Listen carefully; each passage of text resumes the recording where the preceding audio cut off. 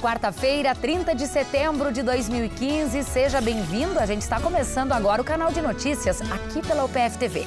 Então fique com a gente e veja só os assuntos desta edição. Gasolina e pão mais caros. A gente vai conversar com um economista sobre como o aumento do dólar interfere no nosso dia a dia. Prevenção do câncer de mama e a importância do diagnóstico precoce. Começa amanhã a campanha Outubro Rosa.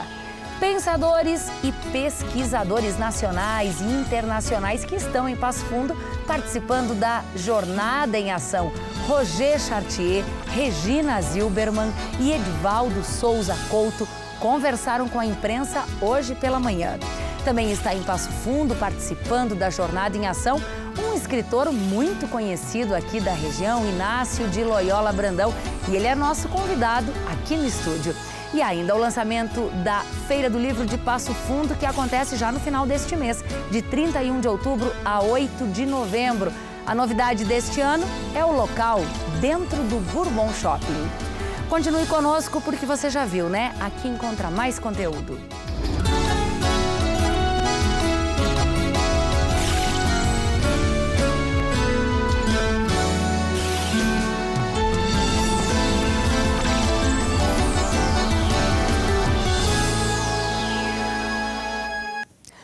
No último ano, foram registrados mais de 57 mil novos casos de câncer de mama no Brasil, de acordo com o Instituto Nacional do Câncer. E a partir de amanhã, começa em todo o mundo a campanha de prevenção ao câncer de mama, chamada de Outubro Rosa. Jornalista Kelly Flores tem outras informações. Dos tipos de câncer, o de mama é o que mais mata mulheres em todo o mundo. São cerca de 520 mil mortes por ano no mundo. E identificar a doença ainda no início pode reduzir em cerca de 90% o risco de morte. E esse mês de outubro é dedicado à prevenção do câncer de mama. Aqui em Passo Fundo, quem participa da campanha é o Hospital da Cidade. Aqui comigo, o oncologista, doutor Luiz Alberto Schlitter. Doutor, quem participa dessa campanha? Como é que ela acontece? Como é que é desenvolvida essa campanha Outubro Rosa? Isso, o Outubro Rosa surgiu na época de 1990 nos Estados Unidos. Existiam manifestações isoladas de prevenção da doença, até que o Congresso americano aprovou uma lei e o outubro foi dedicado especialmente para as mulheres para a prevenção da doença. Esse movimento se difundiu com o tempo. Aqui no Brasil, os primeiros movimentos foram em 2002, mais ou menos, e agora, recentemente, em 2010, o INCA, o Instituto Nacional do Câncer, incorporou a ideia que se difundiu rapidamente por todo o Brasil. Então, o Outubro Rosa é um movimento de manifestação para a prevenção da doença, para a conscientização das mulheres, para fazerem os exames preventivos. Como você falou muito bem, o diagnóstico precoce aumenta a chance de cura em muito, quase 90% em diagnósticos iniciais.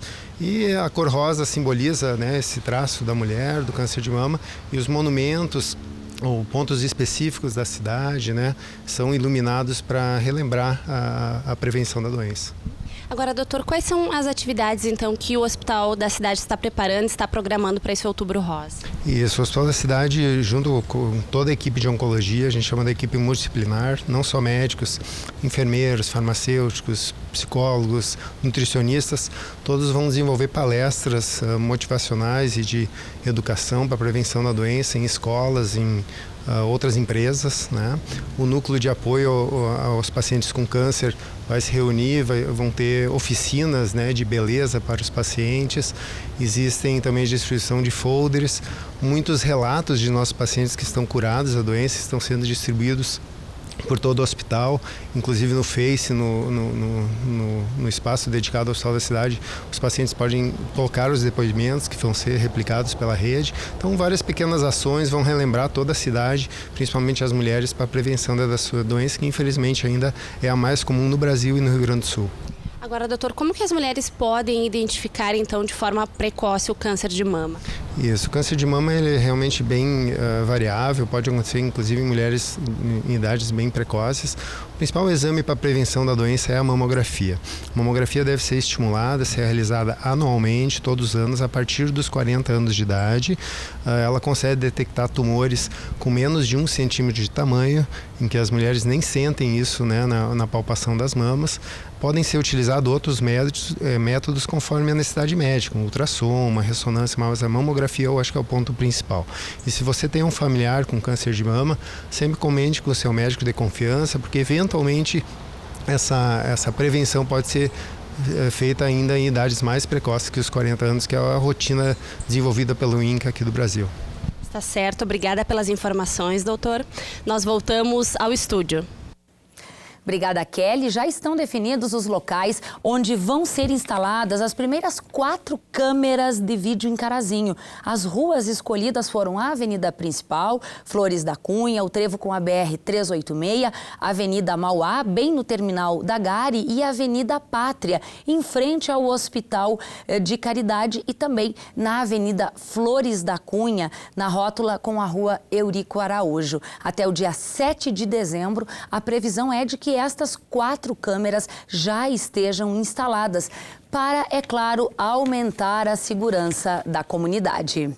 Bom, os municípios gaúchos realizaram na semana passada um movimento que foi amplamente divulgado pela imprensa e que busca conscientizar a sociedade sobre a necessidade de mudança na distribuição da arrecadação tributária. E esse é justamente o assunto de um programa de debates que nós temos toda semana aqui na UPF TV, que é o Estúdio 4, mediado pela jornalista Zulmara Colucci. Nesta semana, o Estúdio 4 convidou então prefeitos da região para esclarecer como funciona a distribuição e a arrecadação e toda essa movimentação, mobilização chamada de Movimento do Bolo. Bom, o programa foi ao ar ontem à noite. Se você perdeu, tem ainda outras 2 oportunidades. Tem 2 horários alternativos, uma reapresentação hoje às 8 horas da noite e uma última exibição na sexta-feira às 11 horas da noite. Acompanhe aí um trecho do programa. Um movimento promovido pela nossa Federação das Associações dos Municípios do Estado do Rio Grande do Sul, com o apoio de todas as associações regionais. O grande objetivo é chamar a atenção para a nossa sociedade, chamar a atenção também dos governos estadual e federal, em função da grave crise que passam os municípios gaúchos, os municípios brasileiros. Então nós, na verdade, acho que iniciamos um grande movimento nesse sentido. Nós assumimos responsabilidades que não são nossas conforme a Constituição, e cito aqui segurança pública, onde os prefeitos dos municípios estão auxiliando diariamente a Polícia Civil, a Brigada Militar, Corpo de Bombeiros, Concepro, e os recursos cada vez mais, a arrecadação caindo, uma dificuldade muito grande na busca de investimentos. É uma situação que tem que ser levado ao conhecimento da sociedade, porque toda vez que diminuir os custos do serviço público, quem é prejudicado diretamente é a sociedade. Pois se nós trabalhávamos 8 horas diárias, nós tínhamos uma produção de prestação de serviços para a sociedade. Se nós vamos reduzir a nossa carga horária de 8 para 6 horas, com o propósito de diminuir custos para manter a prefeitura para atender a sociedade, de 8 horas reduzindo para 6 horas significa que a sociedade terá a sua redução em termos de atendimento. Bom, as atividades da Jornada em Ação começaram ainda na segunda-feira, apesar de abertura oficial do 13º Seminário Internacional de Pesquisa em Leitura e Patrimônio Cultural acontecer somente hoje à noite. São esperados mais de 600 participantes.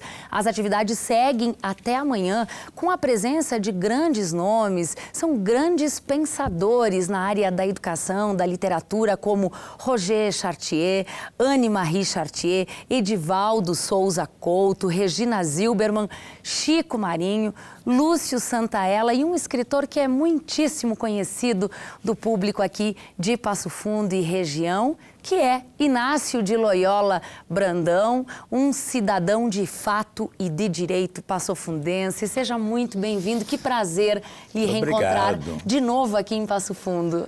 Prazer é meu de voltar e vou voltar até o fim. Que eu não sei quando vai ser o meu fim. Mas serão muitas e muitas outras vindas a Passo Fundo. Eu vou tomar um chá de Niemeyer e vou embora. Passado 100, essa é a ideia.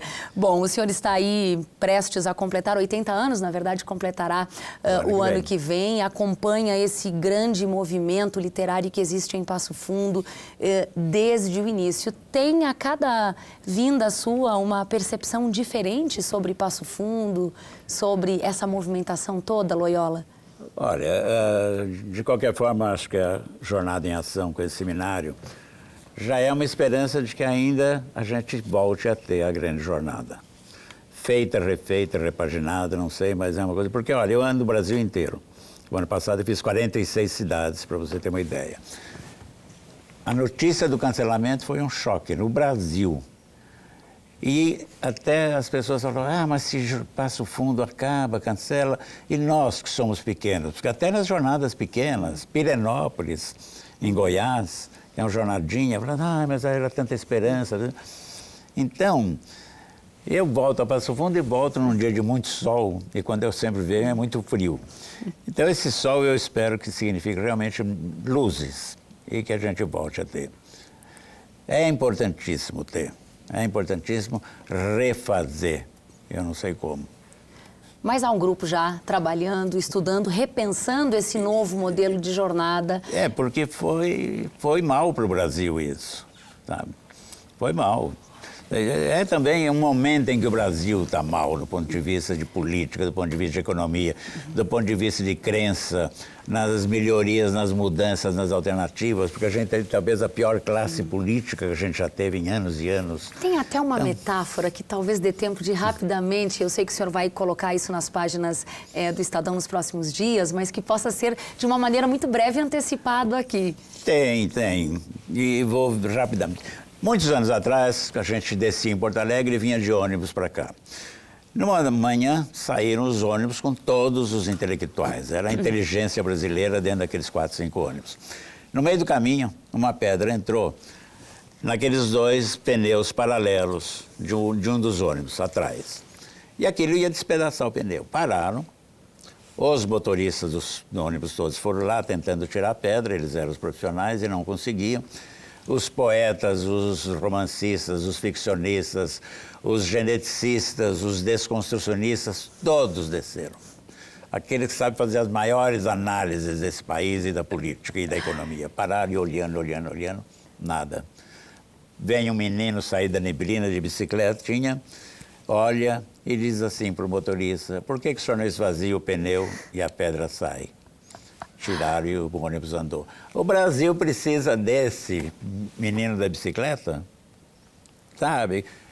Todo mundo que está aí, porque é uma coisa, um jogo de poder, é um jogo de vaidade, é um jogo de exibição que ninguém está pensando nessa coisa chamada Brasil, simplesmente. Bom, tem um livro aí que demorou 60 anos para ser escrito, eu até vou pegar ele aqui na mão para a gente mostrar com detalhe, a gente quer entender essa história aí, os olhos cegos dos cavalos loucos. É uma história de uma culpa entre eu e meu avô.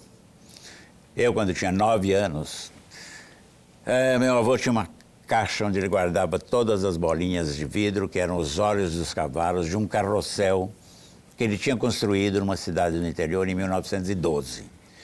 E esse carrossel incendiou. E a única lembrança que ele tinha, que marcava esse momento muito feliz e importante da vida dele, eram aquelas bolinhas de vidro. E eu fui jogando bolinha a bolinha até perder todas as bolinhas. Caiu a casa. Caiu a casa, caiu meu avô teve a maior depressão e naquela época se chamava melancolia.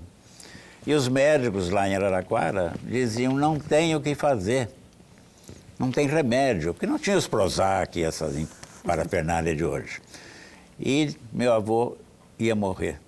Minha avó dizia, por culpa de alguém que levou essas bolinhas. Imagine eu achar que meu avô ia morrer por minha culpa.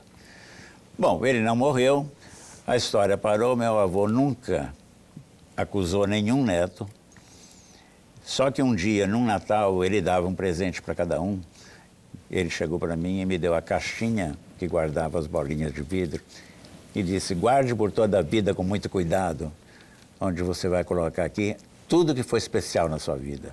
Uma fotografia, um dinheirinho, etc, etc, etc. Ele sabia que fui eu. Tentei, desde os 20 anos, escrever essa história. Eu escrevi 20 vezes, só consegui o ano passado. Tá aí, é um perdão que eu pedi a ele e que ele ouviu. Que lindo. Olha só, muito obrigada pela sua presença aqui, breve, mas muito importante e significativa pra gente. Muito obrigada. Hoje e amanhã, um dia de muito trabalho para vocês. Obrigada. Mas é um prazer trabalhar aqui, muito obrigado. Te rever a TV UPF e esse jardim que fica atrás da gente.